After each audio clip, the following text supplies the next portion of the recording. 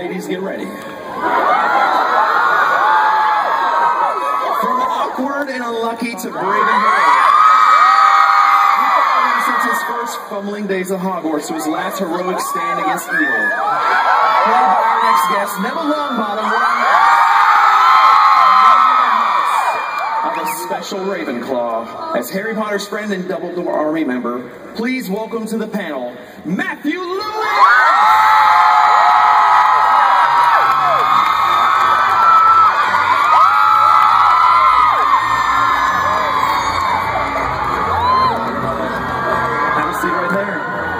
That's for you. All right, it doesn't stop there. We're still going. Now, for precocious pranksters and entertaining entrepreneurs, we follow these two since Harry's first day at Hogwarts. They play the comedic cornerstone of the Weasley family, Fred and George. I mean, Fred and George Weasley. Please help me welcome to the stage, James.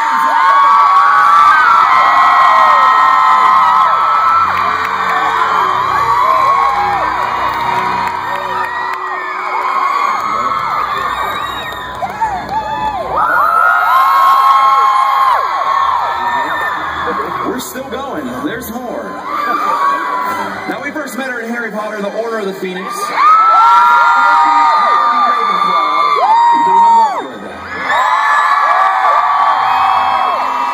real-life Harry Potter knowledge could certainly rival any of the fans in this room. Please join me in welcoming to the stage Evanna Lynch.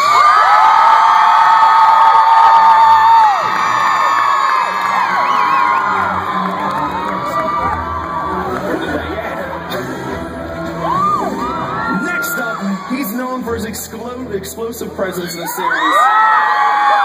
He lit up the screen for us as Harry's fellow Gryffindor bunkmate, Seamus Finnegan.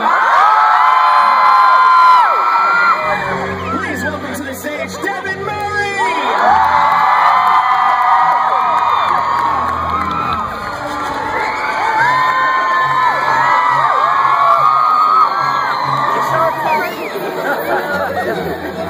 And last but not least, he's an Order of the Phoenix member. He's a Ministry of Magic employee. Electric plug collector. These are just some of the terms one could use to describe our next guest, on-screen character, Arthur Weasley. But it's safe to say that his performance made everyone wish they were part of the Weasley family. Please join together in welcoming Mark Williams to the stage!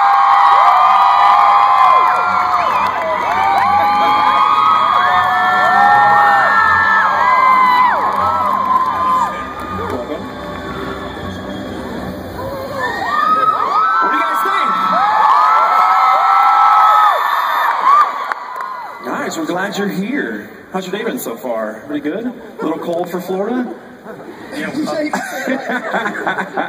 All right, now, we know we have the best Harry Potter fans in the house, am I right? So here's what we're gonna do. We're gonna do some trivia. We're gonna ask you guys some questions based on some of our favorite clips starring you guys. What do you guys think about that? We're gonna show some clips. We're gonna ask you questions about those. We're actually going to start with you, Matt. You're up first. Are you guys okay with that? Sure. Matt, let's go and take a look at your clip. It doesn't matter that Harry's gone. Stand down now. People die every day. Friends. Family. Yeah. We lost Harry tonight. He's still with us. And here, so spread, Remus,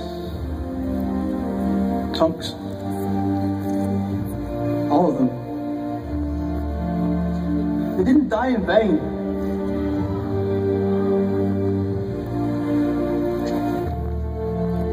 But you will, because you're wrong. Harry's heart did beat for us, for all of us.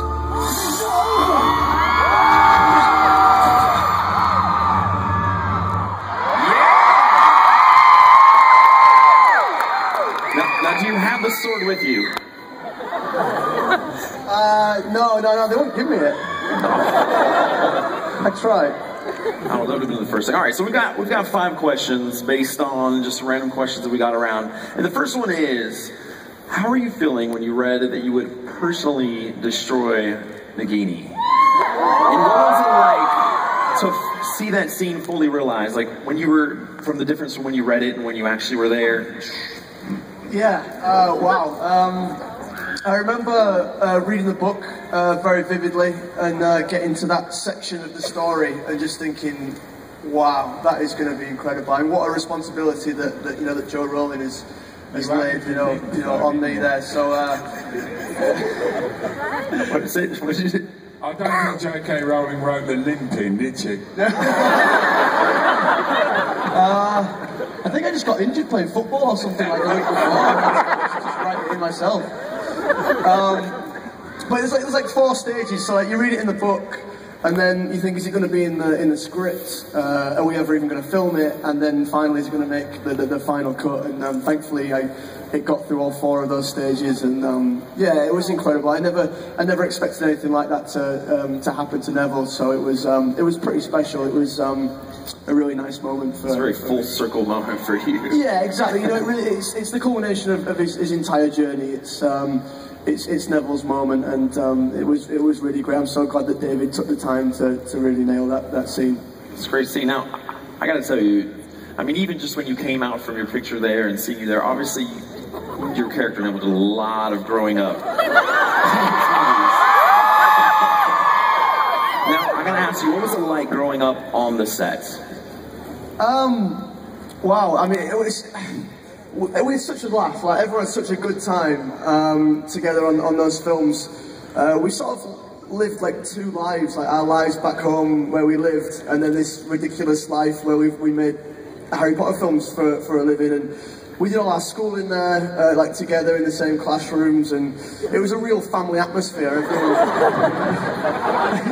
With one of our teachers over there. And getting to work with him. Apart from when you were all about 14 and 15, where you used to sit off set on your Blackberries and stuff, just going like... You go, hello, hiya, and you'd all go... I still do that now. Sure, it's even worse. Now, all right, I gotta ask you. Now in the books you became a herbology professor. If you had a choice, which Hogwarts class would you teach? Not Neville, you. Well, it's got to be Defense Against the Dark Arts, isn't it? That's the best class. That's the class that I'd most like to attend, and I think like Professor Lupin was like my favourite teacher. So I think Defense Against the Dark Arts, definitely. Excellent. Now, what was your first scene that you filmed, and what was the last scene you filmed in the movie?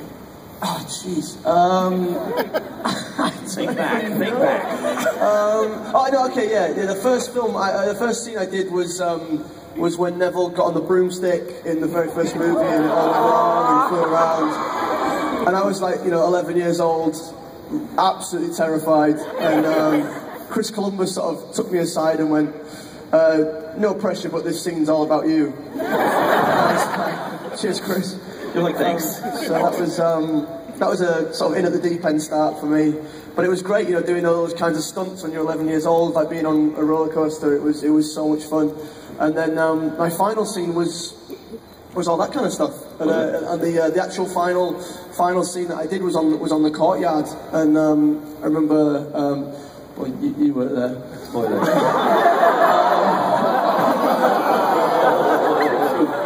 Having a big scene. Everyone else was there. Too soon? Yeah, that was it. And it was a great finish, to do that scene last, for that whole moment for Neville, and to go out on that high was really cool. That's awesome. Now, last question. Now, the scene where Neville did the Snape in grandmother clothes boggart. Can you tell us what your boggart would actually be? I don't know. I'm pretty scared of spiders. Like, I know it's kind of a cliche, but it's not. The single most terrifying thing on the earth. they just, there's times in my house, because I live in quite an old house, and there's lots of little holes and dark places where they can hide, and they've trapped me in my kitchen for hours before. I've been there. And they smell fear. They know. Do you know those photos online where it shows like the person like, oh gosh, a spider, and then all of a sudden it shows a house blowing up? It's like all good. That's it. Yeah. That's it. Yeah. I've got baseball bat, samurai sword. I'll get anything I can just grab to try and take care of it. But they terrify me, man. Do you have a samurai sword in your house? He just doesn't have the other one. He's just a samurai. All right, Matthew. That's all the questions I got for you right now. James, you're next. Let's go take a look at your clip. We've done it, Crooks Hook, just this morning. Oh yeah? And why is that, Granger? You see this? This is an age line. Dumbledore drew it himself. So? A genius like Dumbledore couldn't possibly be fooled by a dodge as pathetically dim-witted as an aging potion. Oh, but that's why it's so brilliant, because it's so pathetically dim-witted. Ready, Fred? Ready, George? Bottoms up. Yes! Yes! Ready? Yes!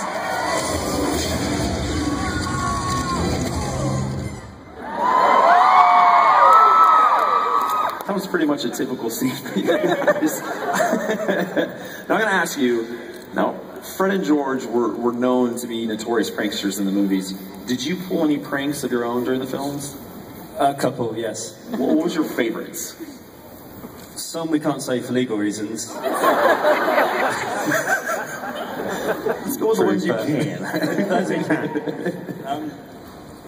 I can't, actually, one we did on Matt once, I don't know if you can remember it or not.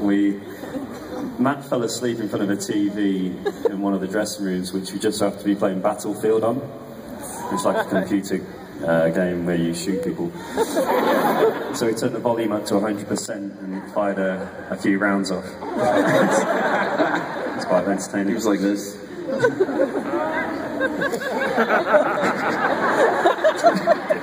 Now, what was your reaction when you were reading the script and you found out about Fred in the final book? He already called him out. He was already out there. Yeah, before I answer this is a spoiler alert for anyone who's not seen or read that. I showed up that day, they're like, you're not going to be in it anymore. Yeah.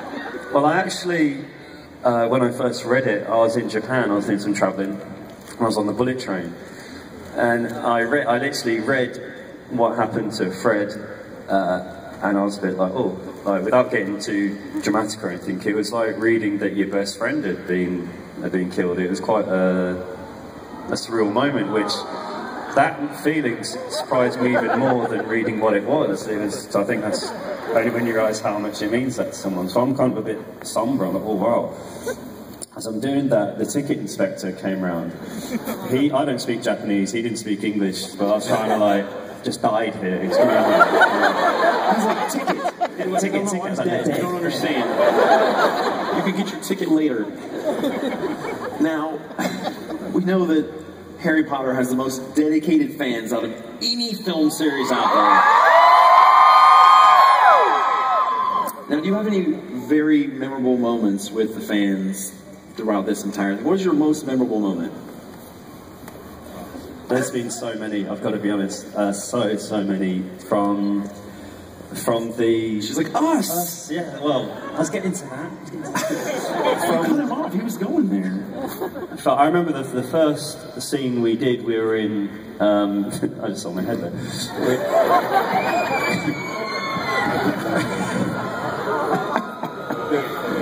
Those look pretty good from out there. Yeah, now you're just multiplying. I remember the final premiere that we had in Leicester Square in London. That was apparently the biggest premiere in history, which we thought, you know, that one, nothing like this will ever be seen. And then we came here for the grand opening a few years ago. Yeah, I mean, some of you guys may have been there.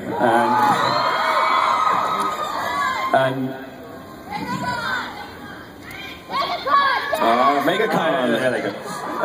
So, MegaCon was more recent. That was more recent. We just took photos with you, remember? So Oliver and I were doing press in the morning. So we were there before sunrise, and you could see like a little silhouette.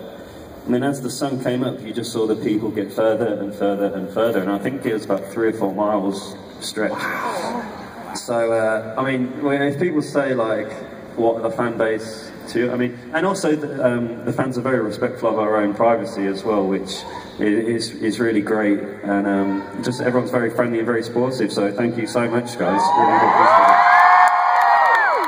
it. Nicely done. Now I gotta know, working on the films, which of the directors influenced you the most?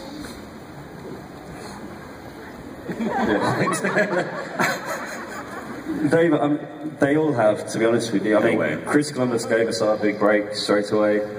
Alfonso kind of got us really into the characters, even so much so when the Marauders map scene, he kind of helped the characters kind of cut each other up and really flow with each other, develop. And then Mike Newell was just a hell of a good guy to work with, very funny. He allowed me to keep my long hair, as you saw in that movie.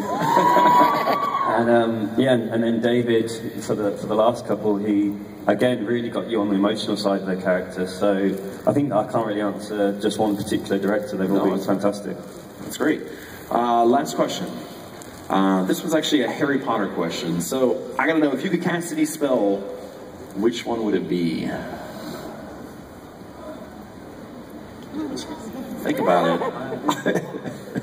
It's not really a spell, it's just something that's in it, and it would be a port key. I'm sure you guys have all been stuck at immigration in this country, right? It's like and the flight as well, so I mean, then I could just pop back and forth as much as I want. There you go. I like it. James, thank you very much. Thank you.